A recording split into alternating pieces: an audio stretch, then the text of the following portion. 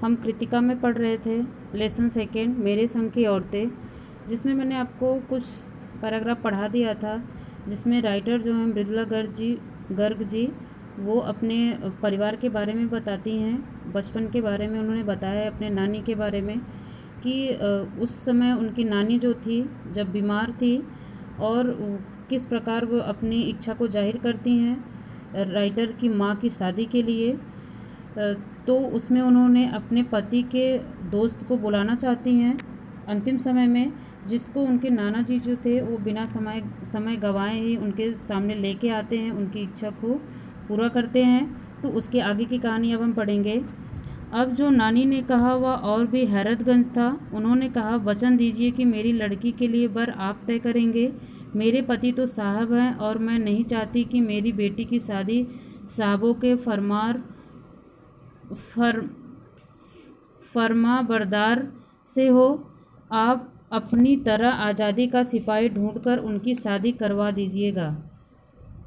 फरमा बरदार का मतलब होता है आज्ञाकारी। तो यहाँ पे वो जो राइटर की नानी जी थी वो अपनी इच्छा जाहिर करती हैं उनके दोस्त से, अपने पति के दोस्त से, कि वो कहती हैं कि आप मुझे वचन दीजिए कि आप ही मेरी लड़की के लिए वर ढूंढेंगे। मेरे पति तो साहब हैं, अर्थात वो एक साहब की तरह ज़िंदगी जीते हैं और मैं नहीं चाहती कि मेरी बेटी की शादी साहबों के फरमाबरदार अर्थात कि उनके आज्ञा से हो, कि अर्थात जैसा वो हैं उसी तरह मेरी बेटी के लिए भी वो वर ढूंढेंगे। आप अपनी तरह आज़ादी का सिपाही ढूंढकर उनकी शादी करवा दीजिएगा। अर्थात वो ऐसा चाहती थी, उनके इस वचन से या इस बातों से ऐसा लगता था कि उनकी नानी जो थी वो आज़ादी की कितनी उनके अंदर आज़ादी का जुनून था। वो अपनी ज़िंदगी भी एक आज़ाद की तरह ही जीवन व्यतीत किया था। अर्थात उनके कहने का मतलब था कि उनकी ज़िंदगी में किसी का रोक टोक नहीं था और न तो वो किसी के जीवन में दखल देती थी, और ऐसा ही वो अपने बेटी के लिए भी सोचती थी कि मेरी बेटी भी मेरी तरह ही अपना जीवन जिए। तो इसीलिए वो ऐसा अपनी इच्छा को ऐसा वो व्यक्त करती हैं। कौन कह सकता था कि अपनी आज़ादी से पूरी तरह बेखबर उस औरत के मन में देश की आज़ादी के लिए ऐसा जुनून होगा। बाद में मेरी समझ में आया कि दरअसल वे निजी जीवन में भी काफ़ी आज़ाद ख्याल रही होंगी।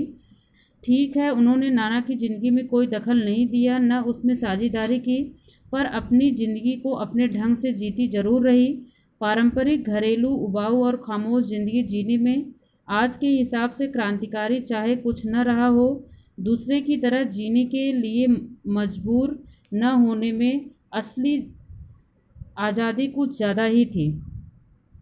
तो यहाँ पे बताया गया है कि उनकी जो नानी थी वो अपना जीवन अपनी तरीके से जीती थी, और उन्होंने बताया कि पहले के ज़माने का जो जीवन था पारंपरिक था, अर्थात परंपराओं को वहाँ पे ध्यान दिया जाता था। घरेलू और उबाऊ था, अर्थात जहाँ पे इंसान ऊब जाता है, सिर्फ घर में ही रहना पड़ता, बाहर की ज़िंदगी से कोई मतलब नहीं होता है। खामोश ज़िंदगी जीने में आज के हिसाब से क्रांतिकारी चाहे कुछ ना रहा हो, अर्थात आज का जो जीवन है उसके हिसाब से पहले के जीवन में थोड़ा कम था। मतलब इतनी परेशानियां नहीं थी, या इतना जो जीवन का जो संघर्ष है थोड़ा कम रहा होगा, लेकिन दूसरों की तरह जीने के लिए मजबूर न होने में, अर्थात अगर हम किसी के तरह जीने के लिए मजबूर नहीं होते हैं, हम हर चीज़ में अपनी आज़ादी चाहते हैं, या फिर हम हर तरह से आज़ाद होते हैं अपनी ज़िंदगी जीने के लिए, तो वो ज़िंदगी हमें ज़्यादा अच्छी लगती है। इसी तरह जो उनकी नानी थी वही जीवन वो अपनी बेटी के लिए भी चाहती थी। खैर, इस तरह मेरी माँ की शादी ऐसे पढ़े लिखे होनहार लड़के से हुई जिसे आज़ादी के आंदोलन में हिस्सा लेने के अपराध में ICS के इम्तिहान में बैठने से रोक दिया गया था, और जिसकी जेब में पुश्तैनी पैसा धेला एक नहीं था। अर्थात इनके कहने का मतलब था कि इनके जो पिताजी थे वो क्या थे, वो आज़ादी के सिपाही थे, अर्थात वो एक आज़ाद हिंद फौज के सदस्य थे। और उन्होंने बताया कि उनका यही जुनून था, मतलब आज़ादी के अंदर उनका जो उनकी जो इच्छा थी अपने देश को आज़ाद कराने की, उसी की वजह से जो ICS की परीक्षा होती है उसमें बैठने से उनको रोक दिया गया था। अर्थात उस समय जो ये परीक्षाएं होती थी वो अंग्रेज़ लोग करवाते थे जब हमारा देश आज़ाद नहीं हुआ था, और जो आज़ादी के आंदोलन में भाग लेता था तो फिर उसको इस परीक्षा में बैठने का बैठने की आज्ञा नहीं होती थी। तो इसी वजह से उनके पिताजी को भी इसमें बैठने नहीं दिया गया। आगे, माँ बेचारी अपनी माँ और गांधी जी के सिद्धांतों के चक्कर में सादा जीवन जीने और ऊंचे ख्याल रखने पर मजबूर हुई। हाल उनका यह था कि खादी की साड़ी उन्हें इतनी भारी लगती थी कि कमर चनका खा जाती। अर्थात वो अपने माता जी के बारे में बताती हैं कि माँ बेचारी अपनी माँ और गांधी जी के सिद्धांतों के चक्कर में सादा जीवन जीने और ऊंचे ख्याल रखने पर मजबूर हुई। उनके कहने का मतलब ये था कि उनकी माँ की ये इच्छा थी कि उनके बेटी की शादी एक आज़ाद हिंद के सिपाही से हो, और ऐसा हुआ भी, जिसकी वजह से क्या हुआ कि उनकी जो माँ थी, अर्थात उस समय के लोग जो थे, जो आज़ादी चाहते थे, वो सब गांधी जी के आश्रम से बनी जो खादी की चीज़ें होती थी उसका वो सेवन करते थे, अर्थात उसी के कपड़े पहनते थे। तो खादी की जो साड़ी होती थी वो काफ़ी वजन होती थी, जो उनकी माँ दुबली पतली थी और उसको अर्थात उनको संभाल नहीं पाती थी, पहन नहीं पाती थी। रात रात भर जाकर वे उसे पहनने का अभ्यास करती, जिससे दिन में शर्मिंदगी न उठानी पड़े। वे कुछ ऐसी नाजुक थी कि उन्हें देखकर उनकी सास यानी मेरी दादी ने कहा था, हमारी बहू तो ऐसी है कि धोई पोंछी और छीके पर टांग दी। गनीमत यही थी कि किसी ने उन्हें छीके पर से उतारने की पेशकश नहीं की। अर्थात उनके कहने का मतलब ये था कि उनकी जो सास थी, अर्थात राइटर की दादी जी, वो, उनके कहने का मतलब था कि वो इतनी नाजुक थी, इतनी दुबली पतली थी कि उनके दादी जी हमेशा ऐसा कहती थी उनकी माँ के बारे में कि मेरी बहू तो ऐसी है कि धोई पोछी, अर्थात इतनी हल्की हैं कि आप उनको उठा के छीके पर भी टांग सकते हो। उनके कहने का मतलब ये था।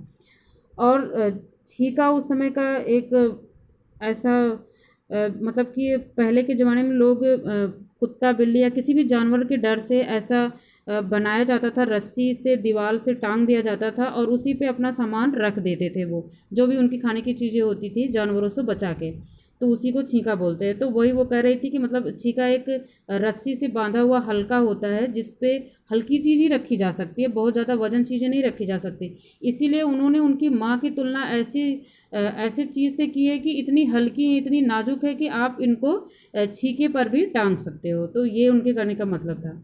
बाकी इसके आगे का हम कल पढ़ेंगे।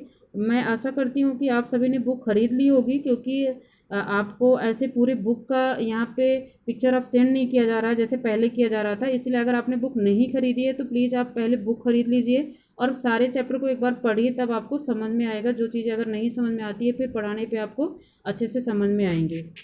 और जो भी आपका इसमें शब्दार्थ है और जो लेखक के बारे में बताया गया है उसको भी आपको अपनी कॉपी में लिखना है। पहले आप लेखक परिचय लिखिए, इसके बाद जितना शब्दार्थ आपको भेजा जाता है वो शब्दार्थ भी आप अपनी कॉपी में लिख लीजिए, ताकि जो भी बुक पढ़ते समय जो भी शब्द का आपको अर्थ समझ में ना आए तो आप वहाँ से देख सकते हो।